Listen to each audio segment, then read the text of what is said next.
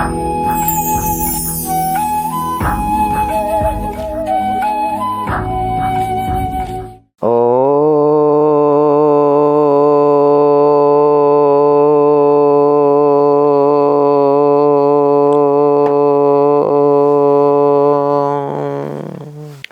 గురుభ్యో నమః. శ్రీ మహాగణాధిపతయే నమః. శ్రీమాత్రే నమః.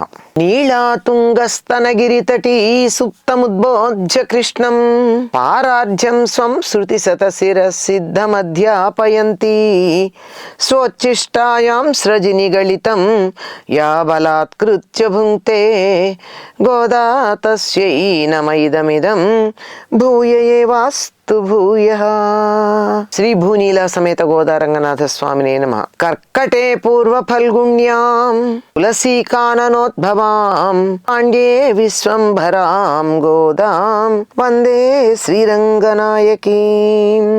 శ్రీరంగనాయకి అయినటువంటి గోదాదేవి చెరులను మేల్కొల్పుతూ వారిని తనతో పాటుగా స్వామి సేవకు రమ్మని పిలిచి తీసుకుని వెడుతూ ఒక్కొక్క చెలిని ప్రత్యేక లక్షణాలు కలిగినటువంటి చెలిని నిద్ర మేల్కొల్పడం జరుగుతూ ఉంది. వీరందరూ సిద్ధ జీవులుగా చెప్పబడుతూ ఉంటారు. అంటే అప్పటికే సాధన పూర్తయి భగవత్ సాన్నిధ్యం వాళ్ళకి లభ్యమై సిద్ధించి ఆ ఆనందంతో భగవంతుణ్ణి చేరుకున్నాము, భగవద్ అనుభూతిని పొందాము అనేటటువంటి ఆనందంతో అదే స్థితిలో ఉండిపోయినటువంటి వారిని మిగిలినటువంటి వారందరికీ మేలు కలగడం కోసం తనతో రమ్మని తీసుకుని పిలిచి పాటలు పాడుతూ ఆలయానికి చేరుకుంటుంది. ఆ విధంగా 14వ నాటి ఉదయం బ్రాహ్మీ ముహూర్తానికన్నా ముందుగానే నిద్రలేచినటువంటి గోదాదేవి తాను శుచి అయి ఆలయానికి వెడుతూ తనతో చేరినటువంటి వాళ్ళని కలుపుకుని చేరని గోపికను కూడా తనతో చేర్చుకుని బయలుదేరుతోంది. మరి ఆ చేరనటువంటి ఆవిడ, ఇంకా నిద్ర లేవనటువంటి ఆవిడ్ని నిద్ర లేపి కదా చేర్చుకోవాలి. అలా నిద్ర లేపుతోంది. ఏమని? ఉంగళక్కడై తోటత్తువావియుళ్ செங்கழு நீர்வாய் நெகிழ்ந்து அம்பல்வாய் கும்பினகான் செங்கல் பொடி கூழை வெண்பல் தவத்தவர் தங்கள் திருக்கோயில் செங்கிடுவான் போகின்றார் எங்களை முன்னம் எழுப்புவான் வாய் பேசும் நங்காய் எழுந்திராய் நாணாதாய் நாவுடையாய் செங்கடு செக்கரமேந்தும் தடக்கையன் பங்கய కన్నానై పాడేలో రెంబావాయ్. ఈవిడ ఈ గోపిక ఏమని చెప్పిందిట అంటే, ముందు రోజు నేనే ముందు లేచి నేను సిద్ధమవడం అంటే వీరి ఇంటిలో స్నానం చేసి బయలుదేరతారు. తర్వాత చేసే స్నానానికి మీ అందరినీ నిద్ర నేను మేల్కొల్పుతాను అని ప్రగల్భాలు పలికింది. తీరా ఆవిడ నిద్ర లేవనే లేదు. ఎవరిని మేల్కొల్పడం ఏమిటి? ఆవిడ నిద్ర మేలుకుంటే కదా ఇతరులను మేల్కొల్పడం. అనే లేవలేదు. ఈ స్నానం ఇంట్లో చేయడం మళ్ళీ చేయడం ఏమిటండి? అంటే స్నానాలు ఎన్నో ఉన్నాయని చెప్పుకున్నాం కదా. మలాపకర్షణ స్నానం అంటే ఒంటికి పట్టినటువంటి మట్టిని మలినాన్ని నిద్రపోయినప్పుడు శరీరంలోంచి బయటకు వచ్చినటువంటి మాలిన్యాలన్నింటినీ పోగొట్టే స్నానం ఒకటైతే, ఇది కాక అఘమర్షణ స్నానం మరొకటైతే, అంటే పాపాలు తొలగించేది, మనసుకు సంబంధించింది. ఇది ఆత్మకి సంబంధించినటువంటి జ్ఞాన స్నానం. ఈ జ్ఞానం ఏమిటి? భగవత్ సంబంధమైనటువంటి జ్ఞానం, దైవానికి సంబంధించినటువంటి జ్ఞానం. ఎవరి దైవం? వీరికి పరతత్వం మొదటి పాసురంలోనే చెప్పింది, నారాయణనే నమకే అని. నారాయణుడికి నమస్కారం చేస్తున్నాము అని. ఈ నారములు అంటే నార శబ్దానికి జ్ఞానము అని అర్థం. అనేకం ఉన్నాయి. అనేక అర్థాల్లో జ్ఞానము అనే అర్థం కూడా ఉంది. నారాయణుడు అంటే జ్ఞానము తన అయనముగా కలిగినటువంటి వాడు, నారము తన అయనముగా కలిగినవాడు, నీటిని తన అయనముగా కలిగిన వాడు అనే ఒక అర్థం ఉంటే, నారం అంటే జ్ఞానం గనక జ్ఞానమే తన నడకగా కలిగిన. నడక అంటే ఇక్కడ రాక పోక వెళ్ళడం రావడం. అంటే ఎవరైతే జ్ఞానాన్ని జ్ఞానవంతులై ఉండి నిరంతరం ఆ జ్ఞానాన్ని తలుచుకుంటూ ఉంటారో వాళ్ళందరూ కూడా నారాయణుని యొక్క నడకను గమనించినటువంటి వారే. వారికి మాత్రమే ఆయన దర్శనం ఇవ్వడం జరుగుతుంది. మరి ఆ విధమైన స్నానం చేయడానికి నేను మిమ్మల్ని అందరినీ తీసుకుని పెడతాను, ముందుగా ఇంట్లో స్నానం చేసి అని చెప్పినటువంటి గోపిక ఇంకా నిద్రపోతోందిట. నిన్న రోజునేమో గొప్పలు చెప్పుకుంది, ప్రగల్భాలు పలికింది, డంబాలు పోయింది. అందుకని ఆవిడ అంటున్నారు, ఓ పరిపూర్ణురాలా. ఆవిడ మామూలుదేం కాదు. ఈ గోపికలందరూ కూడా ఆ 6వ నాటి నుండి గోపికలు నిద్ర లేపుతూ ఉన్నప్పుడు 6, 7, 8 8 అయిపోయిన తరువాత 9వ నాటి నుండి గోదాదేవి నిద్ర లేపుతున్నటువంటి వాళ్ళందరూ కూడా యోగ సిద్ధులు. పరమాత్మ అనేటటువంటి ఆనందంలో పూర్తిగా నిమగ్నమైపోయి ఆ ఆనందంలో తమని తాము మరచి పరవశులైపోయిన వారు. తమ వశంలో తాము లేరు. గోద నిద్ర లేపితే గాని వారు ఈ తమ వశంలోకి తాము వచ్చి వీళ్లతో కలిసేది లేదు. కానీ అటువంటి వాళ్ళు ఎవరైతే ఉన్నారో వాళ్ళందరినీ నిద్ర లేపుతూ గోదాదేవి చెప్తోంది. ఇక్కడ ఈవిడ అందుకేమంటే పరిపూర్ణురాలా అంటోంది. అంటే నువ్వు బాగా ఇప్పటికే యోగ సిద్ధిని పొంది పూర్ణ యోగంలో నిండినటువంటి దానా, నీ పెరటి తోటలో దిగుడు బావిలోని ఎర్ర తామరలు వికసించాయి, నల్ల కలువలు ముడుచుకొని పోతున్నాయి లే. ఎర్రని కాషాయాలు దాల్చిన తెల్లని పలువరస కలిగి వైరాగ్యంతో కూడిన సన్యాసులు తమ తమ ఆలయాల్లో ఆరాధన చేయడానికి పెడుతున్నారు లే. మమ్మల్ని ముందుగానే మేల్కొని వచ్చి లేపుతాన్ని మాట ఇచ్చావు, మర్చిపోయావా? నువ్వు లేస్తే కదా మమ్మల్ని లేపడం తర్వాత మాట, మర్చిపోయావా? ఓ సిగ్గులేందానా అన్నారు ఇక్కడ. ఎందుకంటే అసలు ప్రగల్భాలు పడకూడదు కదండి. నేను అది చేస్తాను ఇది చేస్తానని గొప్పలు చెప్పుకున్నటువంటి వాళ్ళు దాన్ని ఆచరించాలి. కానీ ఆచరించకపోతే ఎంత సిగ్గుచేటు. కనుక నీకు సిగ్గుపోయినట్టే ఈ మాట నువ్వు చేసావు గనక లే.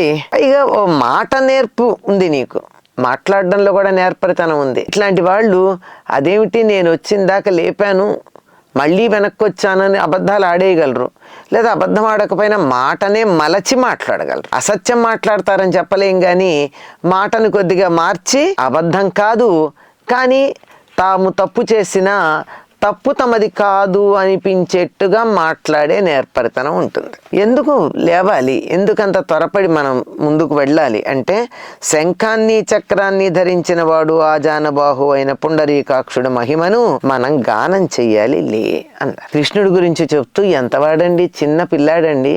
అసలు విల్లిపుత్తూరులో ఉన్నటువంటి కృష్ణుడే వటపత్రశాయి, మర్రాకు మీద పడుకున్నటువంటి పసివాడు. అంతేకాదు ఆయన ఇంకా ఏమిటి, అంత పసివాడిని గురించి వీళ్ళు ఏమని చెప్తున్నారు, బాలకృష్ణుడి లీలలన్నీ చెప్పుకుంటూ వచ్చారు. వాడితో పాటు ఇప్పుడు ఏమన్నారు, ఆయన కీర్తించాలి మనం. ఇటువంటి వాడు చాలా బలమైనటువంటి బాహువులు కలిగినటువంటి వాడు, ఆజానుబాహు అయినటువంటి వాడు, పుండరీకాక్షుడు, పద్మాల తెల్ల తామరల లాంటి కన్నులు కలిగిన వాడు, చేతుల్లో శంఖాన్ని చక్రాన్ని ధరించిన వాడు. అటువంటి కృష్ణుణ్ణి మనం గానం చెయ్యాలి గనక లేచిరా. లేచే సమయం అయిందంటావా? నేను తెల్లవారుజామునే లేచంటే బ్రాహ్మీ ముహూర్తంలో నేను లేచి మిమ్మల్ని అందరినీ నిద్ర లేపుతాను అన్నా నా సమయం అయిందా? అయితే కదా నేను లేవాలి. అవలేదు అని నువ్వు అనడానికి వీల్లేదు. ఎందుకో తెలుసా, ఇప్పటికీ నువ్వు గమనించినట్టయితే నీ పెరటి తోటలో ఉన్నటువంటి దిగుడు బావిలో ఉన్న ఎర్ర తామరలు వికసించాయి. అది ఎర్ర తామర పూలు ఏవైతే ఉన్నాయో అవి అక్కడికి చక్కగా వికసించున్నాయి. వీళ్ళందరూ కూడానండి ధనవంతులు. ఈ ధనవంతులైనటువంటి వాళ్ళు చాలా పెద్ద పెద్ద ఆవరణలు కలిగినటువంటి ఇళ్ళు కలిగి ఉంటారు. ఆ ఇళ్లల్లో పెద్ద పెద్ద తోటలు ఉంటాయి. తోటే కాదు, ఆ తోటల్లో కొలనులు ఉంటాయి. ఆ కొలంలో తామరలు కలువలు పెట్టుకుంటారు. మామూలు పూలేనా, తామర పూలు, కలువ పూలు ఇవన్నీ కూడా ఉంటాయి. మరి ఇవన్నీ ఉన్నప్పుడు అంటే నీళ్లల్లో ఉండేటటువంటి పూలు, చెట్లకు పూసే పూలు ఎలాగో ఉంటాయి, నీళ్లల్లో ఉండే పూలు కూడా ఉంటాయి. ఇవన్నీ కూడా ఉండగా నువ్వు గమనించుకుంటే అక్కడ ఉన్నటువంటి వాది సూర్యోదయానికి తగిన సమయం అనేటటువంటి సంగతి మనకి తెలుస్తూ ఉంటుంది. నీ పెరటి తోటలో ఉన్న దిగుడు బావిలో ఉన్న ఎర్ర తామరలు వికసించాయి. అంటే ఎర్ర తామరలు వికసిస్తున్నాయి అంటే అర్థం ఏమిటి, సూర్యోదయం కాబోతోంది అని అర్థం. నల్ల కలువలు ముడుచుకొని పోతున్నాయి అంటే చంద్రుడు అస్తమిస్తున్నాడు. సూర్యోదయం అయితే కలువలు ముడుచుకుపోతాయి, తామరలు విచ్చుకుంటాయి. తామరలు విచ్చుకుంటున్నాయి, కలువలు ముడుచుకుపోతున్నాయి అంటే సూర్యోదయం కాబోతూ ఉన్నది. తెల్లవారుతోంది కదా, తూర్పు తెల్లవారింది కదా, అందువల్ల లేవాల్సినటువంటి పని వచ్చింది. ఏమో తామరలు వికసించిన కలువలు ముడుచుకొని పోతున్నా, సూర్యోదయం అవ్వబోతూ ఉన్న వాతావరణం చలిగా ఉంది, మరి కొంచెం సేపు పడుకుందామని అనిపిస్తోంది. లేవాలా అంటే ఇప్పటికే లేచారు చాలా మంది. ఎవరెవరు లేచారు? తమ తమ ఆలయాల్లో ఆరాధన చేయడానికి చాలా మంది బయలుదేరి వెళ్తున్నారు సన్యాసులు. దీన్ని కొంతమంది జీయర్లు అని కూడా చెప్పారు. సన్యాసులు అంటే వాళ్ళకి ప్రత్యేకంగా వ్యక్తిగతమైనటువంటి జీవితం పెద్దగా ఉండదు. ఎర్రని కాషాయాలు ధరించారు వాళ్ళు సన్యాసులు అనడానికి గుర్తేమిటి? కాషాయాలు ఉన్నాయి, తెల్లని పలువరసలు ఉన్నాయి. ఈ తెల్లని పలువరసలు దేనికి సంకేతం అంటే వారు తినే ఆహారానికి సంకేతం. వాళ్ళ పళ్ళు ఎంత తెల్లగా ఉన్నాయంటే వారు ఎంత శుద్ధ సాత్వికమైన ఆహారం తీసుకుంటున్నారో అర్థం చేసుకోవాలి. ఉచ్చారణ ఎప్పుడూ కూడా నోటి మీద ఆధారపడి ఉంటుంది. ఆ నోటిలో ఉన్న పళ్ళు, నాలుక స్వచ్ఛంగా ఉన్నప్పుడు దేనినైనా ఉచ్చరించటానికి వీలవుతుంది. సాత్వికాహారం తీసుకునే వారికి నాలుక పలచగా ఉండి ఎటువంటి మాటనైనా ఎటువంటి ధ్వనినైనా సునాయాసంగా ఉచ్చరించగలిగినటువంటి సామర్థ్యం వస్తుంది. అది నాలుకని అన్నిసార్లు బయట పెట్టరు కదా, నాలుకలా బయటకు చూపిస్తూ తిరుగుతారు అందరూ.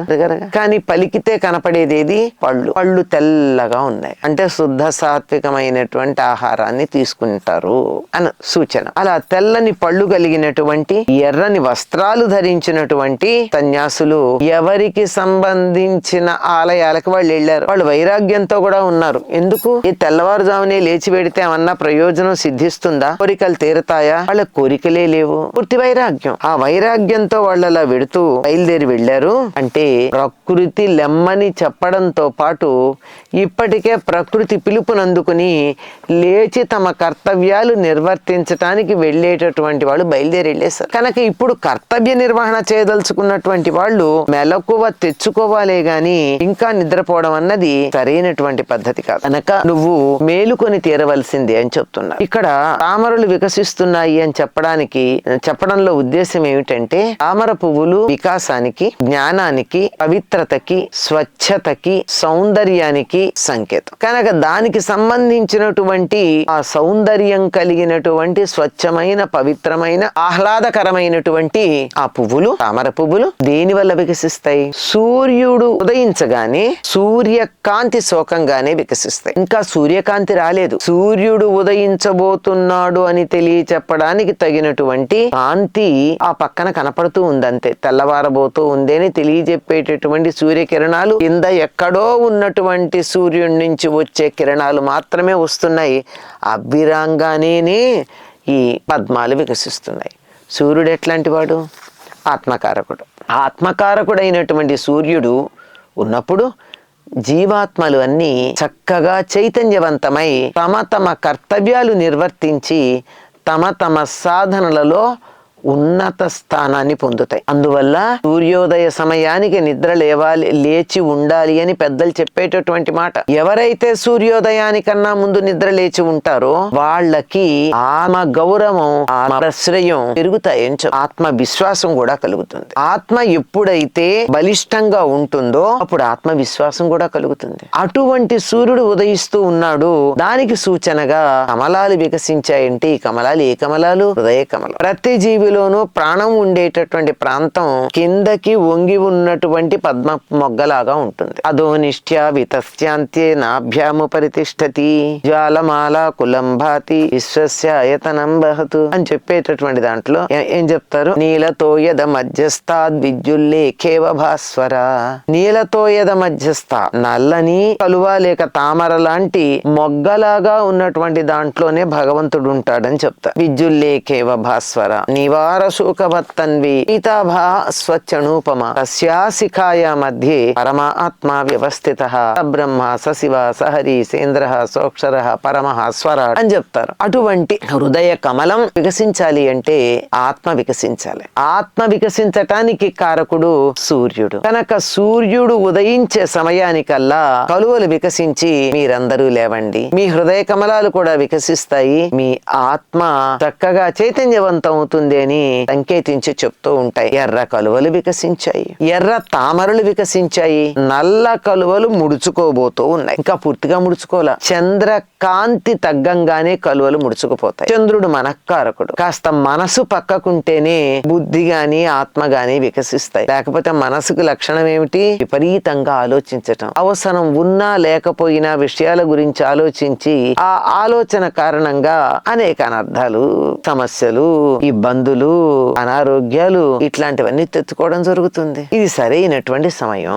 ఆ కలువలు ముడుచుకుపోతున్నాయి అంటే మనస్సు పక్కకి వెళ్ళిపోతాం. పద్మాలు వికసిస్తున్నాయి అంటే ఆత్మ వికసించబోతూ ఉంది. ఇది సరైన సమయం. ఈ సమయంలో గనక నిద్రించినట్టయితే ఏ ప్రయోజనం సూర్యుడి నుండి మనం పొందడానికి సిద్ధమవుతున్నామో ఆ ప్రయోజనం పొందకుండా అయిపోతుంది. అది మనకి దూరం అయిపోతుంది. అందువల్ల సూర్యుడు ఉదయిస్తున్నాడని సంకేతంగా చెప్పేటటువంటి ఎర్ర తామరలు వికసిస్తూ ఉంటే పడుకోవడం అన్నది పద్ధతి కాదు కదమ్మా. పడుకోకూడదుగా. తామరలు వికసించి మనలో ఆత్మ ప్రత్యయాన్ని అభివృద్ధి చెందిస్తూ ఉంటాయి గనక తప్పనిసరిగా ఈ సమయంలో పడుకోకూడదు లెమ్మని చెప్పారు. ఎక్కడున్నాయి ఇవి? ఈవిడ పెరటి తోటలో ఉన్న దిగుడు బావిలో ఉన్నాయి. దిగుడు బావులు అంటే బావి చిన్నది ఉంటుంది, దిగుడు బావి చాలా పెద్దది ఉంటుంది. అంటే దిగుడు బావిలోకి దిగి మెట్లు ఉంటాయి, మెట్లతో దిగి లోపలికి వెళ్ళి నీళ్లు తీసుకోవచ్చు. అందులో తామరలు, కలువలు లాంటివన్నీ ఉన్నాయని చెప్తున్నారు. ఈ సమయానికల్లా వైరాగ్యం కలిగినటువంటి సన్యాసులు తమ తమ ఆలయాలకు వెళ్ళిపోతున్నారు. వీళ్ళకు ప్రయోజనం ఏముంది? ఎందుకు ఇంత పొద్దున్నే లేచి వెళ్ళాలి? ఎవరన్నా వీళ్ళకి వచ్చారు అని చెప్పి వీళ్ళ ఉపస్థితిని అంటే అటెండెన్స్ని తీసుకుంటారా? లేదు, వాళ్ళకి అవసరం కూడా లేదు. అయినా సరే లేవడం వెళ్ళడం అన్నదే తమ ప్రయోజనంగా వాళ్ళందరూ లేచి పెడుతూ ఉన్నారు. కనుక నువ్వు కూడా మేము ఎలాగూ ఇక్కడ దాకా వచ్చాం, నీళ్ళు కలుపుని కదా మేము పెడతాము, నువ్వు వస్తేనే మా బృందం పూర్ణంగా అవుతుంది, నువ్వు పరిపూర్ణురాలువే అనుకో.